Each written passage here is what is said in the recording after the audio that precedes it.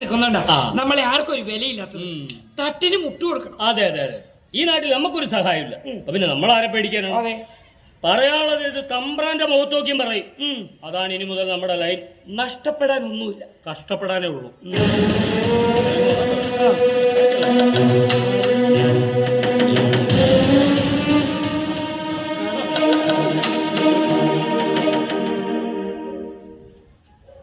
നിങ്ങളുടെ മകനല്ലേ മിഠായി?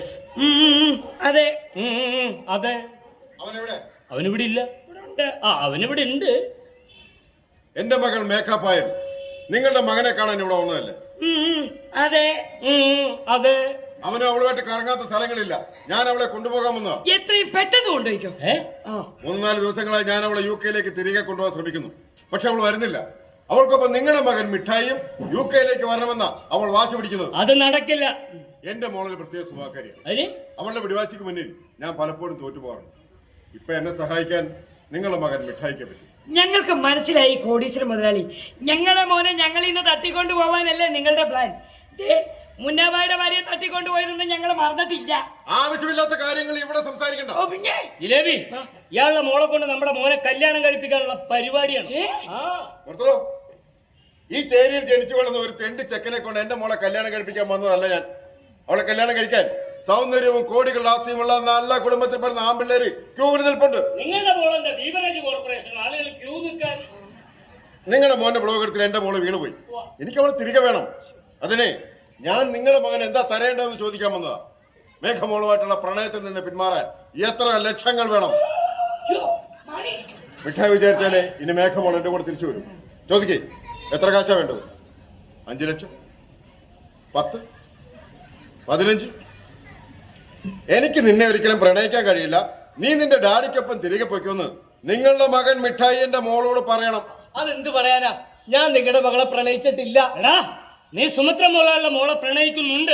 അപ്പൻ എന്തൊക്കെയാ പറയുന്നത്? നീ ആ പ്രണയത്തിൽ നിന്ന് പിന്മാറണം. അതിന് എത്ര കാശ് തരാനും സുമിത്ര മോളാളി തയ്യാറാണ്. ഞാൻ ആരെയും പ്രണയിച്ചിട്ടില്ലെന്ന് പറഞ്ഞില്ലേ? എന്റെ കർത്താവേ, ഇവൻ എന്ത് പൊട്ടനാ! നീങ്ങ വന്നേ. നിനക്ക് ആരോടും പ്രണയമില്ലെന്ന് എനിക്കറിയാം. നീ അയാൾ പറയുന്ന പോലെ അനുസരിച്ചാ മതി. നിനക്ക് വിദേശത്ത് പോകാനുള്ള കാശും കിട്ടും. നീ വാ തുറക്കാതിരുന്നാ മതി.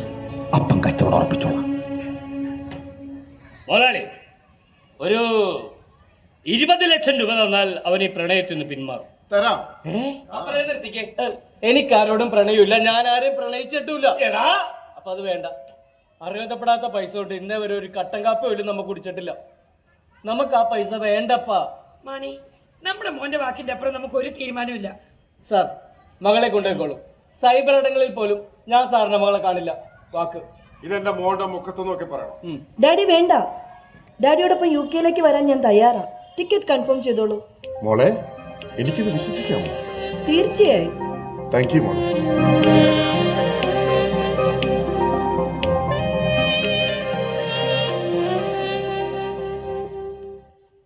നീ സത്യമുള്ളവനാ മോളെ. നമുക്ക് പോകാം. ഡാഡി, ഞാനൊന്ന് യാത്ര പറഞ്ഞോട്ടെ? ആയിക്കോട്ടെ, ഞാൻ കാറിലുണ്ടാവും. Okay daddy.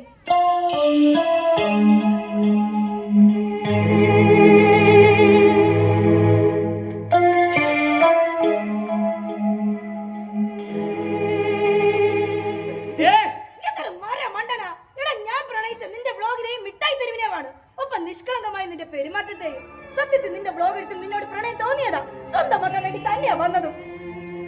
പക്ഷേ ഈ അച്ഛന്റെ അമ്മയുടെ ലോകം നീ മാത്രമാണെന്ന് അറിഞ്ഞപ്പോ എന്റെ മോഹങ്ങളൊക്കെ ഞാൻ ഉപേക്ഷിച്ചു.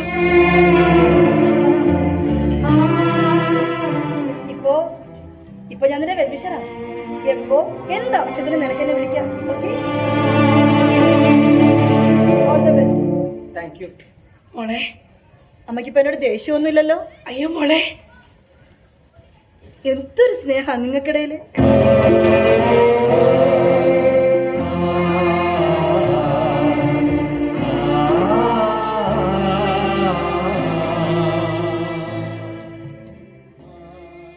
ഇതിലും വലുതായി എന്താ സമ്പാദ്യം? പോയിക്കോട്ടെ. പോട്ടെടാ.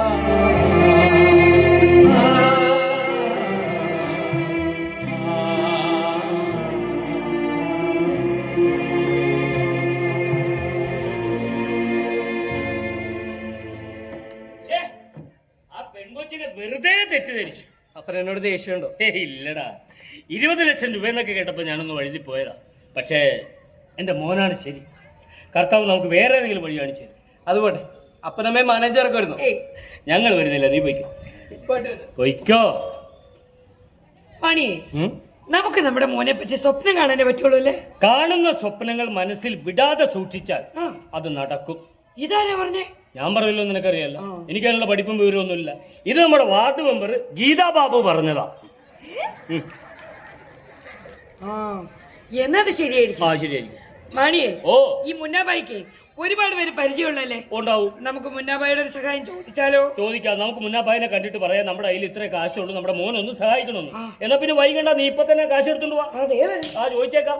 അതേ, നിന്നോടല്ലേടി, അതേ 3 ആളോടും കൂടി പറയാ, ഇതെങ്കിലും ഒന്ന് സാധിച്ചു തരണേ.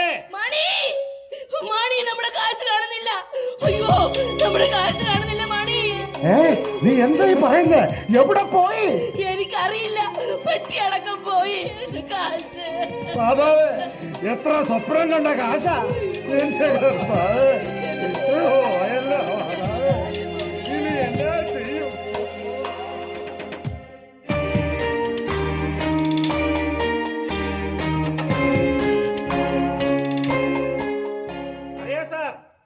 വലിയ ഫാൻസ് ഉള്ള ആർട്ടിസ്റ്റ് അല്ലേ അവര്? സാർ, മാഡത്തിന്റെ വീട്ടിലെ CCTV-യിൽ നിന്നും പുറത്തുണക്കാനിട്ടിരുന്ന അവരുടെ 3 ജോഡി ഡ്രസ്സും എടുത്ത് ഗേറ്റ് കടന്നു പോകുന്നവന്റെ വീഡിയോ കിട്ടിയിട്ടുണ്ട്. യെസ് സാറേ, ഞങ്ങളെ രക്ഷിക്കണം സാറേ. ഞങ്ങളുടെ എല്ലാം പോയി സാറേ. അവന്റെ റൂട്ട് മാപ്പ് കിട്ടിയിട്ടുണ്ട് സാർ. അവൻ ദൂരെ ഒന്നും പോവാൻ സാധ്യതയില്ല.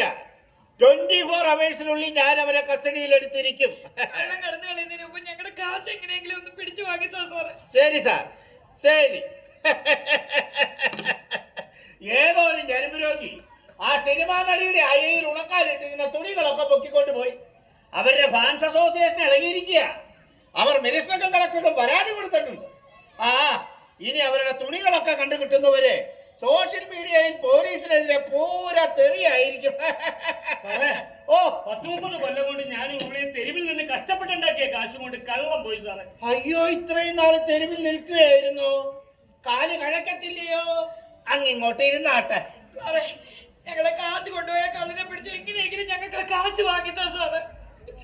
സാറേ, ഇവരുടെ വീട്ടിൽ കള്ളം കയറി. വീടെന്ന് പറയാനൊന്നുമില്ല. പുറമ്പോക്കിൽ തൽക്കാലം തട്ടിക്കുട്ടി ഉണ്ടാക്കിയ ഒരു ഷെഡാ. ആർക്കും കാണാൻ പറ്റാത്ത സ്ഥലത്താ സാറേ ഞങ്ങൾ കാശ് വെച്ചത്. മോനെ പഠിപ്പിക്കാൻ വേണ്ടി കഷ്ടപ്പെട്ടുണ്ടാക്കിയ പൈസയാ സാറേ. അതെങ്ങനെയെങ്കിലും ആ കള്ളനെ പിടിച്ച് ഞങ്ങൾക്ക് ഒന്ന് വാങ്ങിയതോ. കരയാതെ കാര്യം പറയണേ. പ്രതിമ ഉണ്ടാക്കി വിറ്റ് മുണ്ട് മുറുക്കി കൊടുത്തുണ്ടാക്കിയ കാശാണ് സാർ. ഒരു സെലിബ്രിറ്റിയുടെ വസ്ത്രം കാണാതെ പോയ ചർച്ചയാ മീഡിയ മുഴുവൻ. അപ്പോഴാ ഇവരുടെ കാണാതെ പോയ കിള്ളിക്കാശ്. ആന പറക്കുന്ന കാറ്റിലാണോടോ ആടിനെ തപ്പുന്നത്? ഓമന കുട്ടപ്പിള്ളേ, പഴയ പോലെ എനിക്ക് ചിരിക്കാൻ പറ്റുന്നില്ലടോ. കഷ്ടപ്പെട്ടുണ്ടാക്കി ഞങ്ങളുടെ കാശിനൊരു വിലയില്ലേ സാറേ? ഞങ്ങൾ നാട്ടിലെ പൗരന്മാരല്ലേ സാറേ? നിങ്ങൾ എന്നെ നിയമം പഠിപ്പിക്കാമെന്നതാ? നിയമമൊന്നും ഞങ്ങൾക്ക് അറിയില്ല സാറേ. അതുകൊണ്ടല്ലേ ഞങ്ങൾ ഇങ്ങോട്ടേക്ക് വന്നത്. ആ കാശ് കിട്ടിയില്ലെങ്കിൽ ഞങ്ങൾക്ക് ഒരു ജീവിതമല്ല സാറേ. എങ്ങനെയെങ്കിലും ആ കളയെ പിടിച്ച് ഞങ്ങൾക്ക് കാശ് വാങ്ങുന്നത്. ഒരു പരാതി എഴുതി കൊടുത്ത സ്ഥലം വിട്ടോ, അന്വേഷിച്ചോളൂ. അയ്യോ, അത് പറ്റില്ല സാറേ. ഇപ്പൊ തന്നെ അന്വേഷിക്കണം, അല്ലെ ഞങ്ങൾ ഇവിടുന്ന് പോവില്ല. ഞങ്ങൾ ഇവിടെ കിടന്ന് ചാവും. അപ്പൊ നിങ്ങൾ എനിക്ക് അടുത്തൊരു തലവേദന ഉണ്ടാക്കാൻ വന്നതാ. കൊള്ളാം. പറ, മാഡത്തിന്റെ സാറിന്റെ എത്ര കാശാ കള്ളം കൊണ്ടുപോയത്? 6,42,260 രൂപ സാറേ. ഞങ്ങൾ കൃത്യമായിട്ട് എണ്ണി വെച്ചതാ സാറേ. അയ്മാതക ഗുളികയെ പ്രതിമയെ വിൽക്കുന്നവരുടെ കയ്യിൽ 6.5 ലക്ഷം രൂപ. കൊള്ളാം. എടോ, എനിക്കും എന്റെ ഭാര്യയ്ക്കും ജോലിയുണ്ട്. ഞങ്ങളുടെ അക്കൗണ്ടിൽ ഒരു 50,000 രൂപ തികച്ചെടുക്കാറില്ല. അയ്യോ, കൊള്ളാം. രണ്ടുപേരും ഒന്നിങ്ങോട്ട് മാറി നിന്നേ. സത്യം പറ, ആ കാശ് നിങ്ങൾ എവിടെ കയറി മോട്ടിച്ചതാ?